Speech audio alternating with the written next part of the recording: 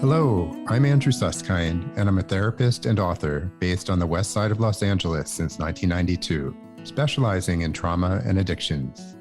Welcome to my podcast, named after my recent book, It's Not About the Sex. Here we have honest conversations related to compulsive sexual behavior and trauma, all from a sexual health perspective. Our intention is to offer fresh viewpoints and practical strategies toward establishing greater intimacy and a more deeply connected life. Let's begin. Dr. Shane Kraus is a licensed clinical psychologist and an assistant professor of psychology at the University of Nevada, Las Vegas. His clinical research focuses on the study of psychopathology, sexual trauma, substance use disorders, gambling disorders, and compulsive sexual behavior disorder. He's particularly interested in using behavioral, epidemiological, and neurobiological methods to assess factors that contribute to the development of addictive behaviors and other co-occurring psychiatric disorders among at-risk groups.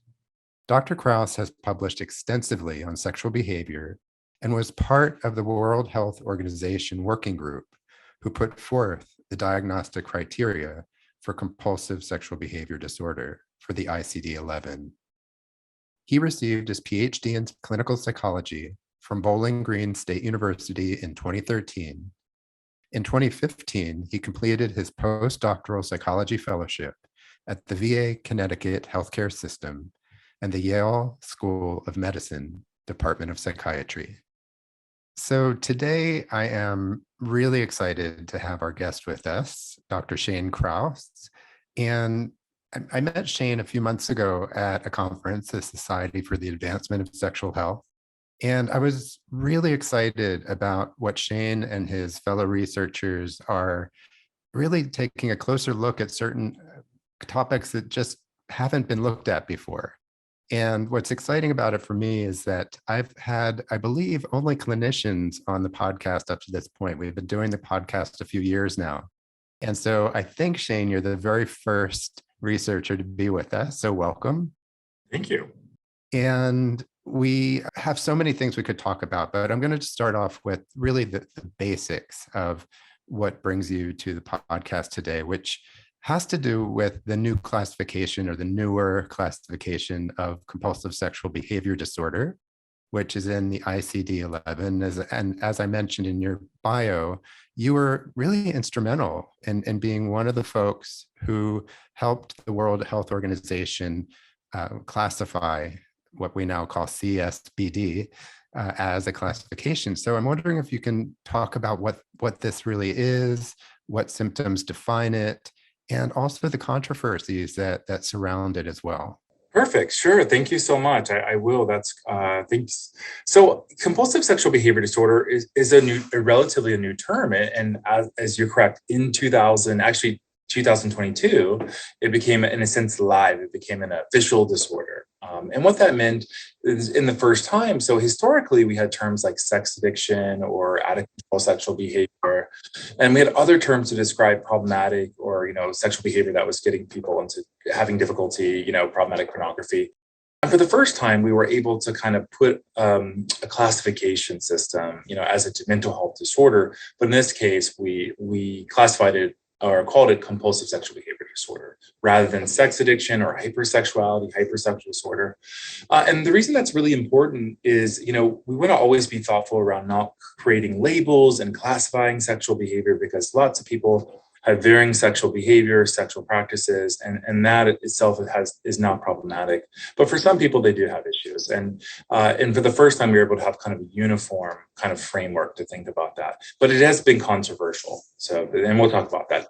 But what it is, so what is compulsive sexual behavior disorder? People ask me that a lot, right? And it's like, okay, cool.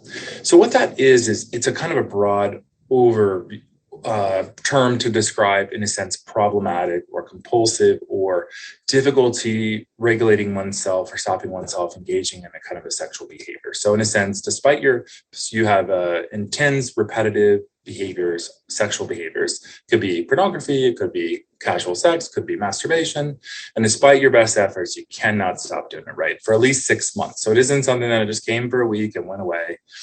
And from a criteria perspective, we think about things like, what does that mean? It means like, have you tried to quit and been unsuccessful attempts to quit? So you're really trying, but gosh, you can't stop it. You're doing it, but you don't enjoy it anymore. There's loss of pleasure. It just feels compulsive. It feels really negative. So it's also kind of causing harm or health issues for you. It's causing problematic or impairment in your functioning, right? So these are kind of what we would think about some of the core features, right? But it isn't is, so some people say, I'm distressed about my pornography. I'll use that example. Okay.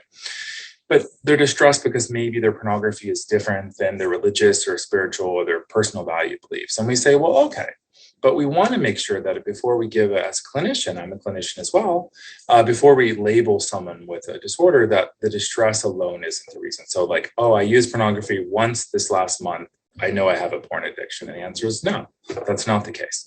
Your distress is real. Perhaps you're upset about it. It doesn't align with your values or your beliefs. Okay, we can talk about that, but that doesn't make it a compulsion, a difficulty stopping or not able to control yourself, right? And that what we call loss of control. That's really the hallmark of it, right? So that's kind of and that's similar to prior understandings, what we call sex addiction or hypersexuality. So they're very similarities. But for the first time, we have kind of a framework that was accepted internationally for clinicians and for researchers. And this is necessary to really move the field forward, I would say.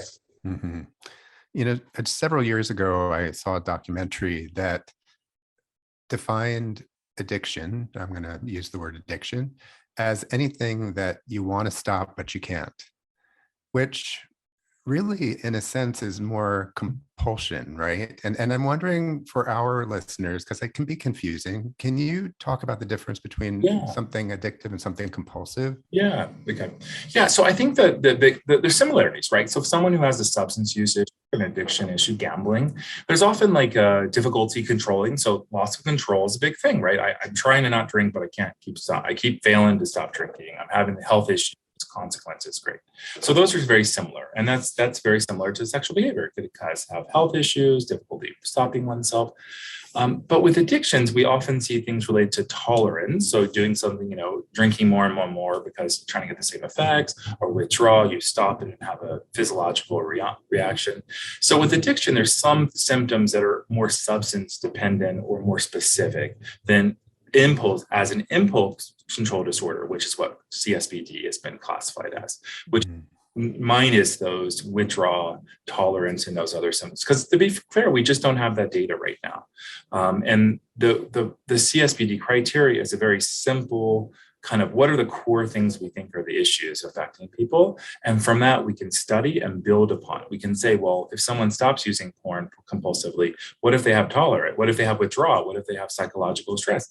These are things we can study and ask questions. And that would look similar to addiction. But right now, we don't have enough evidence. But we do have, I would say, enough evidence to know the core things like, difficulty controlling oneself, difficulty stopping, things like that, I think are pretty similar. That I think we can feel are good foundation from a diagnosis perspective. Yeah. So if I'm hearing you correctly, it's not that there's a competition between the terms that are used to describe these behaviors, but the compulsive sexual behavior disorder is now something that's been validated and that has been accepted worldwide. And the term sex addiction, although it's been used so widely, right, worldwide for so many years, it doesn't have the same validation or the same kind of empirical research behind it per se. Is that accurate, Shane? Well, I would say it's a little bit of both. So I would say that, you speak with the people who are in recovery for sex and someone says, I'm a sex addict. I'm going to support them to identify however they want to. I would say that there is some evidence, there's been some good research on sex addiction framework, but I think still not enough. And I think what we do need is research to say, well, let's compare sexual addiction criteria, what are the symptoms of sex addiction based on Dr. Karn's work, original work, and what are the symptoms from hypersexual disorder from Kafka, Dr. Kafka, and what are the compulsive sexual behavior disorder criteria? And they're very similar. And then let's go ahead and test or recruit or interview 1,000 patients. And then let's say, well, what really sticks together? And that is a systematic way of understanding psychopathology, right? And that's what we've done for alcohol, substance use, gambling, other behavioral disorders, depression, schizophrenia. But that rigor is still lacking right now for sexual behavior. It's getting there. I think there's more. We're doing good work, but that level just isn't there. So I always say pause the brakes, pump the brakes, and let's go to the middle road. And I think the more neutral perspective is compulsive sexual behavior disorder. The framework is very neutral. Focus on more behavioral indicators, or like I can't stop. I have a problem that I've had for 6 months. Okay, I can't stop doing despite trying. I'm not enjoying it. It's causing me impairment in my functioning. Okay, that makes sense. That's a framework I can work with. What's other symptoms of addiction or hypersexuality? In hypersexuality, the difference is I'm engaging in sex because I'm emotionally distressed, or I'm just, I'm having a bad mood as a coping strategy. That's an important thing we need to study. There's still not strong evidence that is essential, right, from a diagnostic perspective. So my perspective, and I think other people in the working group, is just like, let's take a middle of the road kind of approach. Let's start with something, because a framework to start with, we can build upon, we can add, or we can take away. So as much as we've learned in the last 35, 40 years, we're still learning. And I also hear that it's a time of really trying to come together and, more than anything, alleviate suffering. Yeah. I did have a question about the word disorder, because I have colleagues from time to time say to me, especially sexual health colleagues, say to me, why are we putting sex under the term disorder? How does that go together? We don't want to pathologize sex. What is your take on that? So I get that. So I always tell people, I think whenever we create a mental health disorder or a category, I think they all inherently have stigma, right? And sexuality, we have a history of stigmatizing people, whether, we said homosexuality was a mental illness, 40, 50 years ago. I mean, it's just, we have a history of this. And I think we have to be very thoughtful and very careful. And at the same time, we have to recognize there are individuals who are in recovery or struggling with sexual behavior, problematic pornography, casual sex, lots of things that are legitimately real. And without a disorder, without a framework, you can't have treatment, intervention, psychopharmacology, psychotherapy, support. You can also have reimbursement for clinicians to treat them.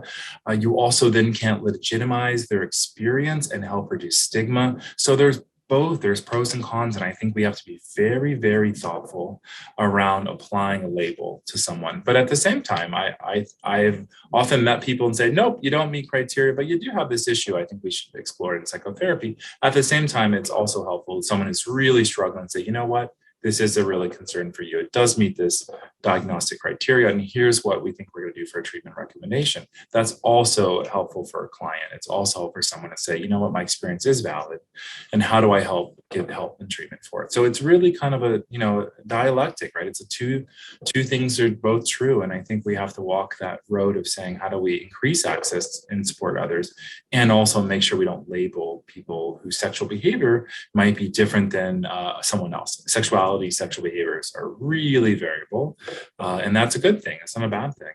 And we have to appreciate the differences within sexual behavior.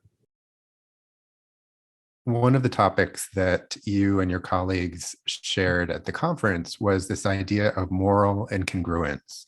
And not only did it inspire me when I heard you guys talking about this, but it reminded me, I went through the Rolodex of clients through the years, and all of a sudden it jumped out at me that moral incongruence had been part of their experience. And I'm wondering if you can share a little bit about what that really means, and how does it fit into this CSBD diagnosis that we're talking about today? Yeah, I think so. I think this has been a really big discussion in the last, I'd say 7 or 8 years. Dr. Joshua Grubbs of BGSU has done some work. I've been able to work with him as well. And moral congruence is part of the criteria in a sense. it's what we call rule out. So, but first, moral incongruence is this idea that we all engage sometimes in behaviors that don't feel like they align with our values, or something's off, right? And because sexuality and sexual behavior has a lot of moral judgments, unfortunately, we stigmatize and morally judge people for their sexual behavior, their weight. We have a lot of stigma around certain behaviors, and sexual behavior, sexuality is one of them. And I think there's a lot of concerns and a lot of fear and stigma and judgment. And some communities might be more non-supportive of other individuals for different sexualities or different approaches.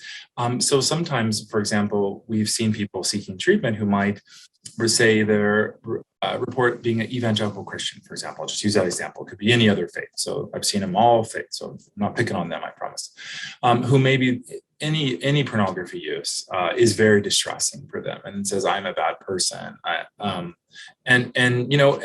my perspective in treatment as a clinician is, well, I want to help you live a life worth living that's important to you. At the same time, what we know from our research too is that sometimes those who say, well, I use pornography, it's morally bad, therefore I'm an addict, or I'm a porn addict. But then we look and say, well, how much are you doing it? How much do you view pornography? And we find it's actually not as much. And in fact, there for some individuals who say I'm a porn addict and who are religious, it's actually that driving the self, I'm a porn addict, rather than objective behavior. We don't see failed attempts to quit. We don't see them really having those symptoms or problems. More of the shame and guilt that they have because their behavior is in conflict with their own religious or personal beliefs. Again, clinically, that's very distressing. And I think that has to be addressed. And we want people to live a life worth living and in a way that's congruent with their values. And at the same time, I don't want them to take a label and say I have a porn addiction when they look at pornography once a month and they have no history of failed attempts. There's really nothing like that suggests they really have this compulsion, right? There is lack of a compulsion. So when we think about a diagnosis, if someone comes in, and I always say, well, what brings you in? And I want to see what's the driver, is it a partner? Is it what's going on? And if it's like, well, my partner, so example, I had a couple case. My partner says my porn's an issue. And they weren't sexually active and they were having some difficulties, and there was some pornography use and secrecy. But what did I do as a therapist is I actually worked on them engaging, working on trust, engaging in therapy, engaging in sexual behavior. And guess what happened to pornography? Disappeared. There wasn't a compulsion, but when there was an absence of intimacy with a partner, the pornography, the masturbation, and secrecy was a way that this client was trying to get the needs met. So engaging them. So he came in with a label, but I said, no, there's no label here, but there is an issue of lack of intimacy between that couple. I'm going to work on that and not use a label to define that, right? So it's understanding the function of what's happening, but at the same time, if someone comes in morally, well, I'm a Christian, I shouldn't do this, but I use pornography. We want to unpack that to make sure that we're not diagnosed and say, well, I'm really distressed, this is the bad thing. The distress is high, but there's nothing else. There's no compulsion. There's no other issues. We have to address that. At the same time, I've had clients who are very religious, who are morally, who have a lot of stress about their use, and their use is also compulsive. They have a lot of use. So you can have both, just like anything else, right? So I think the goal here is to understand, well, what's going on for the person? How are they internalizing it? How does it map onto the criteria? Are there loss of control? Is there difficulty? Has it existed for 6 months? Are there any other medical issues? If someone comes in and says, well, I'm engaging in risky sexual behavior, and I'm like, well, when I'm generally using cocaine and alcohol. As a clinician, I'd say, well, let's work on the alcohol, cocaine, and alcohol. And often when that goes away, there's no risky sexual, but I wouldn't diagnose this. So understanding kind of the context, if that makes sense. One of the things that I ran into, and I was thinking about moral incongruence, is how invisible it can be, and how oftentimes there's such a profound shame that is underneath the person's behavior that is really based on a background of unfortunately dogma and rigidity and a lot of secrecy, actually. And so I wonder if you could speak for a moment about the profound element of shame that goes along with moral incongruence. Yeah, good. That's a great point, and so true. I think shame is very difficult, and I think those who are reporting issues with, their sexual behavior, often we see a lot of shame, and I think shame is often a product of our culture and what people have to experiencing, even in just expressing themselves sexually. So I think there's a lot of shame based. Shame, unfortunately, is very difficult because shame reinforces a lot of issues. Shame is a spiral, which is very difficult, and clinically, when we work with people, we really try to focus on understanding shame and focusing on ways to reduce shame and have gratitude and self-compassion for oneself and really work through these issues, because shame is very difficult for people. And some of that shame, we have to understand, well, where'd you get it? Where did it come from? What makes it, and really unpack that. And I think that's a really meaningful process. So I always tell people, just because someone comes in and said, I have an issue, it's not that I don't believe them. I kind of want to see it, because why they might think they have an issue or how they identify may or may not be how we as clinicians or as researchers think about that. So it's kind of helping understand that. But yeah, shame is a big thing. I think I think in clinician, I think in therapy, and for those out there who have similar issues, I think having compassion for oneself is you cannot get through anything without having compassion for yourself, having forgiveness, working for yourself and helping others. That is the process, because I think the shame only produces negative feelings, which increase likelihood of acting out and engaging in more behaviors. This is the same for alcohol, for gambling, every other behavior. Mm-hmm. If you beat yourself up, it's not likely that you're going to feel better or do better. If you beat yourself up, you're likely just to stay beat up, if that makes sense. Mm-hmm. One of my favorite Brene Brown quotes that I often bring to my groups actually is that shame is given to us by others and shame is healed through others. And whether that's in one-on-one therapy, 12-step groups, wherever you can be yourself fully and not have to hide, not have to be secretive, it's such a gigantic part of the healing process. So I appreciate what you just said about all that, Shane. So shifting towards the idea of healthcare, a little more macro for a moment, what are the gaps right now in healthcare for those with compulsive sexual behavior?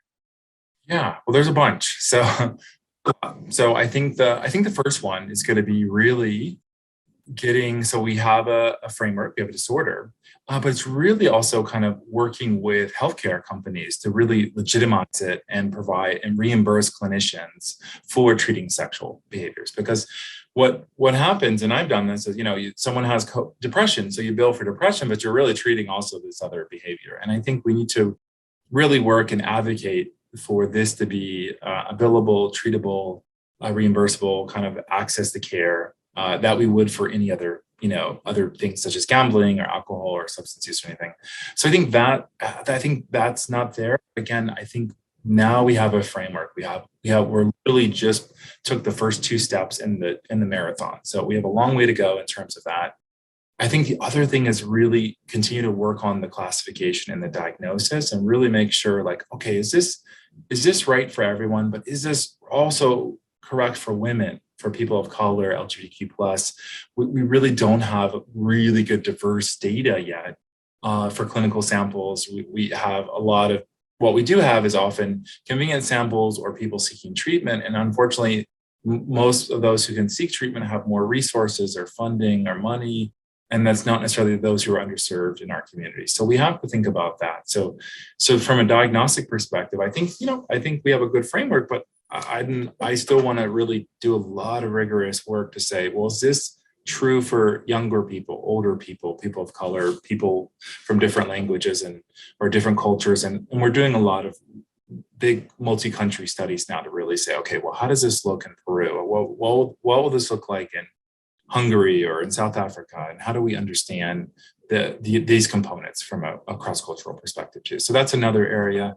I think measurement, so having good screening tools for clinicians to diagnose is a big area. And we also need to have really good training for clinicians to understand, hey, this client's here, what am I looking at? Is this a sexual compulsive issue, or is this maybe something else, a moral incongruence, or maybe unstable bipolar disorder, I need to treat that instead, or substance or active substance use. So I think those are probably some of the big areas. I think we're trying to accomplish all those.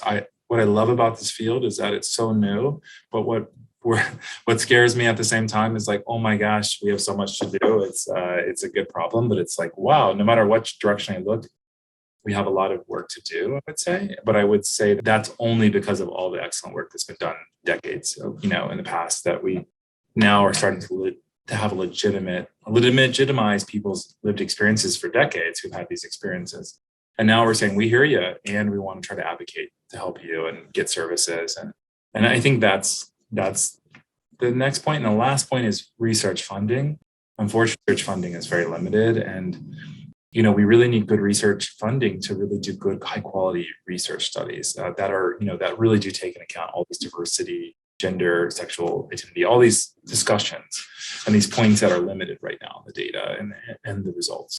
Along those lines, one of the things that I hear you saying is that we're still, in a way, in the infancy of really doing what's necessary to make a dent in the healing process. And so there's still a lot of stigma. There's still a lot of myths. There's still a lot of misunderstandings. And I'm wondering, because a lot of our folks that listen to our podcast are folks who are really sensitive to these issues, but may not know how, on a daily basis, how they might be able to spread the word or be part of the education process. Do you have any ideas for those folks? Well, I think it's one of those things that I think when you, as a person, it's really interesting that if you open yourself up to have an open mind and support people, when you start asking and talking to other people in your community and in different areas, could be your church, could be your work, and you start supporting people, I think you often will start to hear things. And I think you have that opportunity to support people or to make space and to discuss it. And I think to also use language that is inclusive and supportive. And I think, it's one of those things that it's so new that we have so much to do. But I think we're finally having the conversation. I think the podcasts like this, I think we're starting to really move and have conversations. Well, what are the implications of sexuality, COVID and sexuality and pornography use? And these are all things that, now we have a lot of questions. And these are things I think is a nice time. And I think if you're open and willing and having a conversation, you'd be surprised who might disclose an issue, or if you just make it known that you're also going to support people. I think it's a good thing. I mean, at the same time, if you're in a position, you can also post, if you have information or flyers, there's ways to support resources for people and things like that. I think it just depends on where you are, but I think part of it is just being open and available and non-judgmental. It's kind of a good thing, I would say.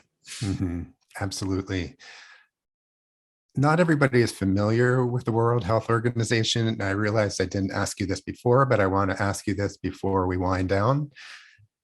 What is the World Health Organization and how did you get involved in it? Because you are one of the folks, I actually was doing a little Googling, and when I saw the definition of CSBD, it had your name as the first person in the research list. So can you share just a little bit about what the World Health Organization really is all about? Yeah, so I would say that I just got lucky to be along the ride. So I'll just say that there's so many brilliant people that have been part of this process. I think the World Health Organization is it's a global organization that really is focused on understanding health disparities, mental health, physical disparities around the world. It has world partners all around the world in all countries, and kind of comes together to really figure out how do we support these communities. It has a ICD, which is an international classification. Oh God, I'm saying the wrong manual. And this is like a codified or in a sense a book that has all the disorders, the classification.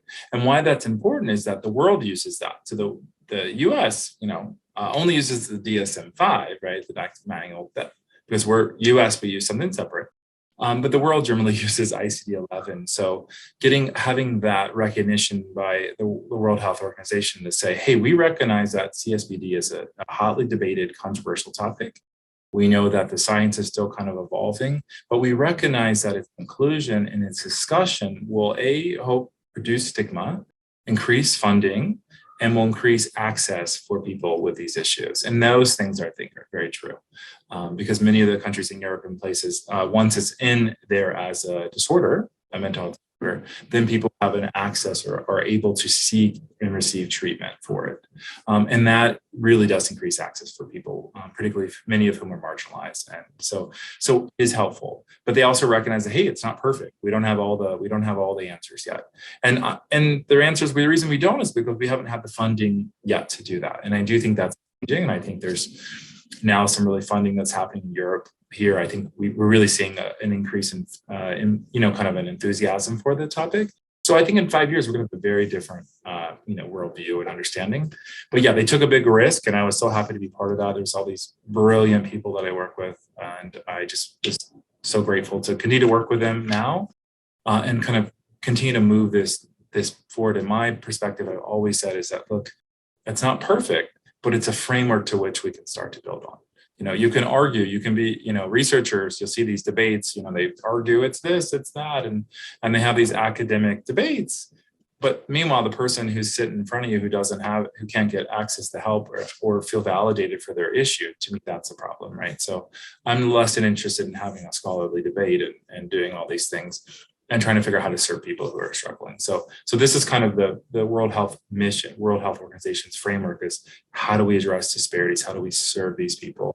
And I think that was a really good approach. I would say that helped a lot. So one of the other things I just want to say about the World Health Organization is that they have been evolving with a definition of sexual health for many years, which is very exciting that folks from around the world have been studying and defining what sexual health is all about. So it really is all inclusive. And I just feel like there's room for all of that. And Shane, I think you're very humble about what you're saying, that you ended up in the right place at the right time, but you also bring a voice to something that's so valuable to all of us.